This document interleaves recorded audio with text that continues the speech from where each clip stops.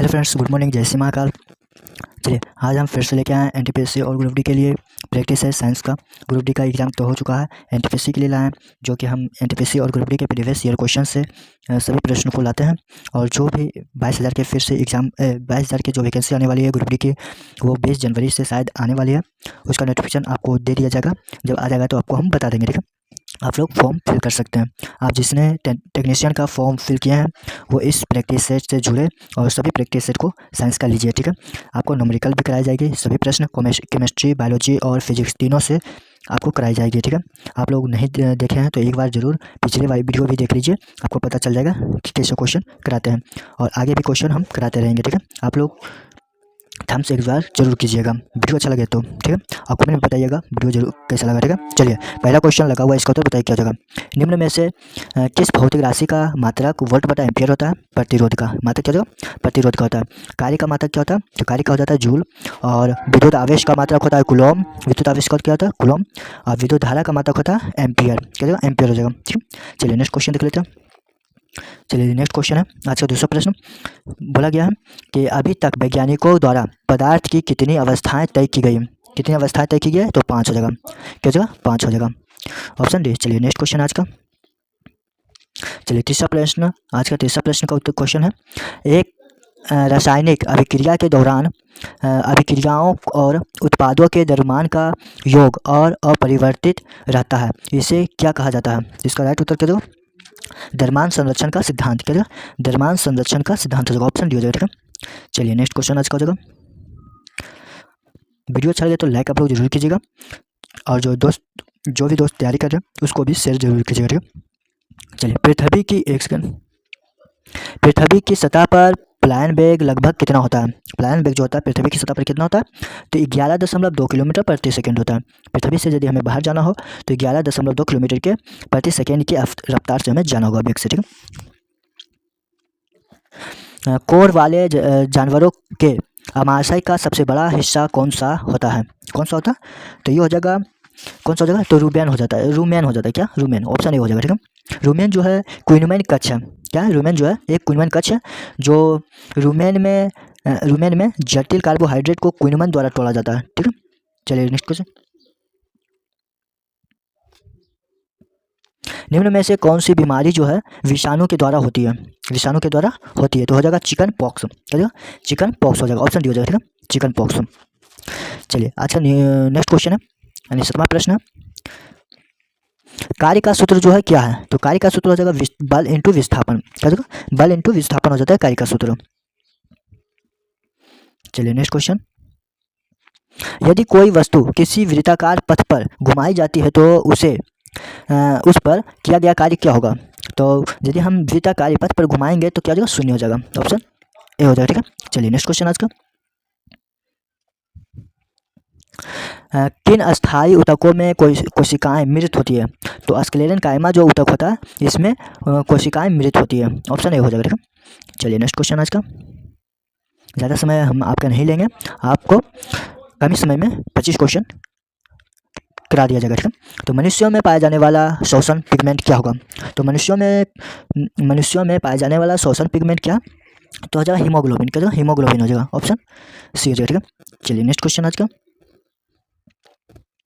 108 ग्राम पानी में मौजूद मोल की संख्या कितनी होती है, तो मोलों की संख्या निकालने के लिए हम क्या करेंगे, तो पानी का सूत्र होता है H2O, तो H मतलब H का जो है तो H2O होता है, तो अनुभार कितना हो जाएगा इसका, तो H हाइड्रोजन में 1 होता है द्रव्यमान संख्या, तो यहाँ पे 2 हाइड्रोजन है, तो 2 से हम 1 में गुना करेंगे 2 हो जाएगा, फिर प्लस ऑक्सीजन का जो है द्रव्यमान संख्या कितना होता है 16 होता है, तो 16 हम जोड़ देंगे तो 16 2 कितना हो जाएगा 18 हो जाएगा। ये 18 जो है अनुभार हो जाएगा, किसका अनुभार हो जाएगा, तो जल का अनुभार। तो हमें निकालना है मोलों की संख्या, तो 18 से हम 108 में भाग दे देंगे, ठीक है। 18 से 108 में भाग दे देंगे तो कितना हो जाएगा 6 मोल हो जाएगा, मोलों की संख्या कितना हो जाएगा 6 हो जाएगा, ठीक है। चलिए नेक्स्ट क्वेश्चन आज का देख लेते हैं। कार्य करने की दर क्या कहलाती है, कार्य करने की जो दर है क्या कहलाती है, तो कार्य करने की दर शक्ति कहलाती है, क्या जो शक्ति, और इसका सूत्र होता है कार्य बटा समय, क्या जो कार्य बटा समय हो जाएगा, कार्य बटा समय हो जाता है, ठीक है। चलिए नेक्स्ट क्वेश्चन इसका देख लेते हैं। 1 किलोवाट घंटा बराबर क्या हो जाएगा, तो 1 किलोवाट घंटा बराबर होता है 3.6 गुना 10 पर पावर 6 जूल। क्या हो जाएगा? 3.6 गुना 10 पर पावर 6 जूल होता है। ठीक है, चलिए नेक्स्ट क्वेश्चन आज का हम देख लेते हैं। आज का क्वेश्चन है 14 नंबर। ठीक है, तो इसका उत्तर क्या हो जाएगा? तो इसका हो जाएगा लाइकेन एक ऐसा जीव है जो किसकी चेतावनी देता है? लाइकेन किसकी चेतावनी देता है? तो लाइकेन जो है ये जल वायु क्या जगह प्रदूषण क्या जगह तो वायु प्रदूषण हो जाएगा। क्या जगह? वायु प्रदूषण, क्योंकि जहाँ पर लाइकेन होता है वहाँ पर ही प्रदूषण एक भी नहीं होता। प्रदूषण मान लीजिए कि प्रदूषण स्थान पर लाइकेन नहीं उपजता। ठीक है, जहाँ पर प्रदूषण होगा वहाँ लाइकेन नहीं होगा, जहाँ प्रदूषण नहीं होगा वहाँ पर ही लाइकेन होगा। इसी को कहना है कि जहाँ मतलब प्रदूषण के बारे में बताता है, वायु प्रदूषण के बारे में। ठीक है, इसी से पता चल जाती है। चावल की भूसी के तेल चावल की भूसी के तेल के स्थिरीकरण में किस एंजाइम का उपयोग होता है? स्थिरीकरण में किस एंजाइम का जो है उपयोग होता है? तो लाइपेज हो जाएगा। ठीक है, लाइपेज होगा, ऑप्शन डी। ठीक है, चलिए नेक्स्ट क्वेश्चन आज का।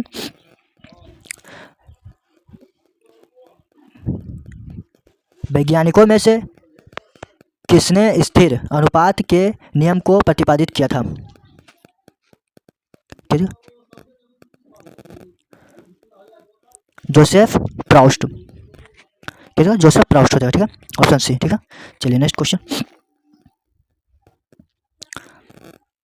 किसी पदार्थ की मात्रा को मापने के लिए किस इकाई का उपयोग किया जाता है? किस इकाई का उपयोग किया जाता है? तो हो जाएगा मोल, ऑप्शन सी हो जाएगा। ठीक है, मोल हो जाएगा। चलिए नेक्स्ट क्वेश्चन आज का। सर्वाइवल ऑफ द फिटेस्ट वाक्यांश किसने गढ़ा? तो ये हो जाएगा किसने गढ़ा?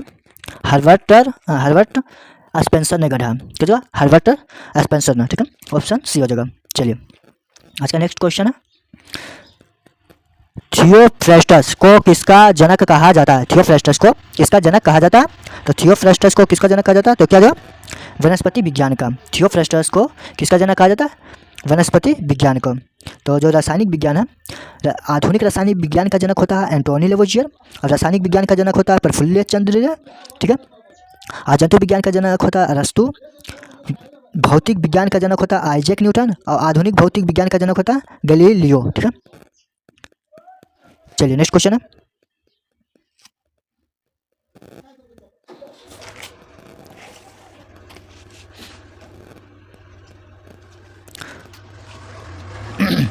एक सेकेंड।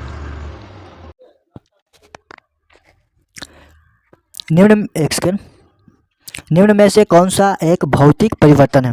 एक भौतिक परिवर्तन है तो पानी का बर्फ में परिवर्तन जो है ये भौतिक परिवर्तन। ठीक है, मानव में शोषण जो है ये हो जाएगा रासायनिक परिवर्तन। मानव में पाचन हो जाएगा रासायनिक परिवर्तन, और दूध से दही बनना ये भी पाचन ये भी हो जाएगा रासायनिक परिवर्तन। ठीक है, चलिए नेक्स्ट क्वेश्चन आज का। चलिए, शक्ति का सूत्र क्या होता है? शक्ति का जो सूत्र होता है क्या होता है? तो शक्ति का सूत्र हो जाता है कार्य बटा समय, ऑप्शन बी हो जाएगा, कार्य बटा समय। ठीक है, चलिए नेक्स्ट क्वेश्चन आज का। समय के साथ विस्थापन में परिवर्तन की दर नहीं होगा कि दर को क्या कहा जाता है? तो कि दर को क्या कहा जाता है? तो इसका उत्तर हो जाएगा वेग। समय के साथ विस्थापन में परिवर्तन की दर को वेग कहा जाता है। ठीक है, त्वरण का जो सूत्र होता है ये हो जाता है ए बराबर क्या हो जाएगा? एफ एम हो जाएगा। ठीक है, एफ एम। ए माने होता है त्वरण, चाल हो जाएगा वी, यानी वेग जो है एम मीटर बटा सेकेंड हो जाएगा। अब बल क्या हो जाएगा? बल हो जाएगा न्यूटन। ठीक है, न्यूटन। ठीक है, चलिए नेक्स्ट क्वेश्चन आज का देख लेते हैं। एथेनॉल किससे प्राप्त किया जा सकता है? एथेनॉल जो है किससे प्राप्त किया जा सकता है? हो जाएगा सूरजमुखी चावल हो जाएगा और गन्ना हो जाएगा, ऑप्शन ए सी हो जाएगा। ठीक है, चावल और गन्ना। चलिए नेक्स्ट क्वेश्चन आज का। उन पशुओं को क्या कहा जाता है जो पौधों और पशुओं दोनों को खाता है? तो उसे हम सर्वाहारी कहते हैं। क्या? सर्वाहारी, क्योंकि शाकाहारी वो होता है जो कुछ भी नहीं खाता, सिर्फ पौधे खाता है, मांस मछली नहीं खाता। और मांसाहारी वो होता है जो सिर्फ मांस खाता है, वो मांसाहारी होगा। सर्वाहारी में वो आएगा जो मांस भी खाएगा और पौधा भी खाएगा। ठीक है, चलिए नेक्स्ट क्वेश्चन हो जाएगा आज का आखिरी प्रश्न है, इसका उत्तर आप लोग कमेंट में दीजिएगा। ठीक है, चलिए इनमें से कौन सा जल में घुलनशील विटामिन है वो बताना। हम बता देते हैं, वसा में घुलनशील जो विटामिन है कीड़ा है। कीड़ा सूत्र से याद रख सकते हैं, कीड़ा यानी KEDA। ठीक है, ये हो गया वसा में घुलनशील। जो विटामिन डी जो है इसका रासायनिक नाम हो जाएगा कैल्सीफेरॉल, जो इसकी कमी से होता है सूखा रोग होता है। ठीक है, विटामिन ए का रासायनिक नाम हो जाएगा रेटिनॉल यानी रतनधोई बीमारी होता है। ठीक है, और विटामिन ई जो है इसका रासायनिक नाम है टोकोफेरोल हो जाएगा। इसका जनन क्षमता में कमी हो जाती है, पेशी कमज़ोर हो जाता है और बांझपन विटामिन ई की ही कमी से होती है। अब विटामिन B1 की कमी से क्या होता है, तो विटामिन B1 की कमी से बेरी रोग होती है। इसका रासायनिक नाम है थायमिन। ठीक है, चलिए आप लोग बताइएगा इसका उत्तर कमेंट में। वीडियो कैसा लगा ये भी बताइएगा, और अच्छा लगा हो तो लाइक जरूर कीजिएगा। ठीक है, चलिए फिर मिलेंगे नेक्स्ट वीडियो में। जय हिंद, जय श्री महाकाल।